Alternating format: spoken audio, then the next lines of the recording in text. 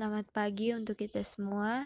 Kami dari kelompok 7 akan mempresentasikan materi kami tentang pengambilan keputusan dalam manajemen. Sebelum masuk ke dalam materi, sebelumnya saya akan memperkenalkan anggota dari kelompok kami. Yang pertama Maria Magdalena Sinda, yang kedua Alexander Reksimoi, dan yang terakhir Mercy Pelondoo. Yang pertama, jenis-jenis keputusan dan permasalahannya. Sebelum menjelaskan tentang jenis-jenis keputusan, sebelumnya saya akan menjelaskan tentang pengertian keputusan dan pengambilan keputusan. Keputusan merupakan pilihan yang dibuat dari alternatif-alternatif yang ada, sedangkan pengambilan keputusan merupakan proses dalam mengenali masalah-masalah dan peluang-peluang untuk kemudian dipecahkan. Jenis keputusan yang pertama yaitu keputusan yang terprogram dan tidak terprogram. Keputusan yang terprogram berada di dalam situasi yang telah sering muncul hingga aturan-aturan dalam mengambil keputusan bisa dibuat dan diterapkan. Keputusan yang terprogram dibuat untuk menjawab persoalan-persoalan organisasi yang kerap kali terjadi.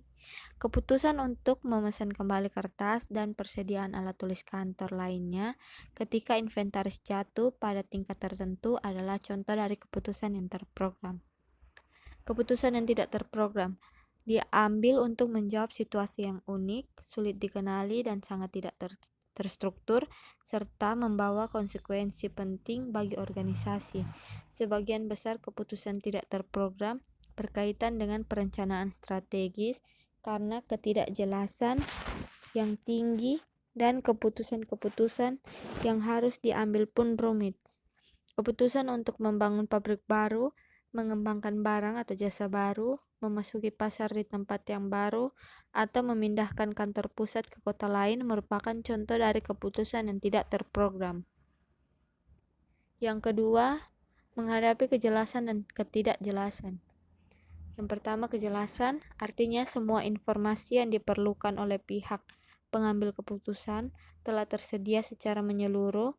Manajer mengetahui informasi tentang kondisi operasional, biaya, dan ketidakleluasan sumber daya, dan setiap tindakan dan hasil yang mungkin didapat.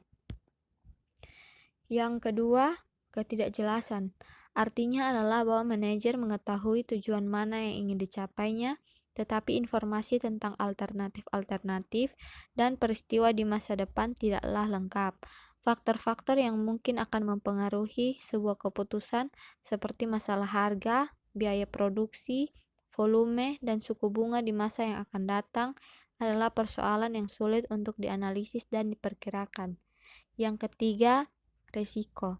Artinya adalah bahwa sebuah keputusan harus memiliki tujuan-tujuan yang jelas dan informasi yang baik selalu tersedia, tetapi hasilnya di masa depan yang berhubungan dengan setiap alternatif belumlah pasti.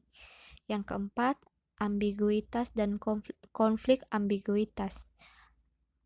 Sekiranya adalah situasi yang sulit dalam pengambilan keputusan. Ambiguitas berarti bahwa tujuan-tujuan yang akan dicapai atau permasalahan-permasalahan yang hendak dipecahkan tidaklah jelas. Alternatif-alternatif sangatlah sulit ditentukan dan informasi mengenai hasilnya nanti tidaklah tersedia. Materi kedua, model pengambilan keputusan. Yang pertama, model klasik.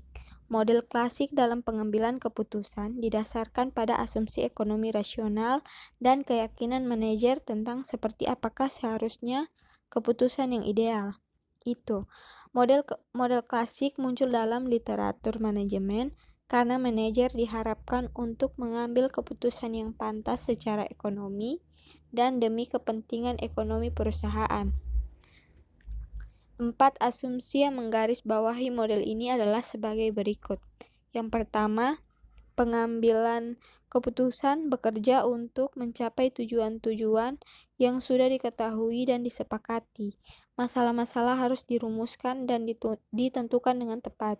Yang kedua, pengambilan keputusan bekerja keras dalam kondisi ketidakpastian dengan mengumpulkan informasi yang lengkap.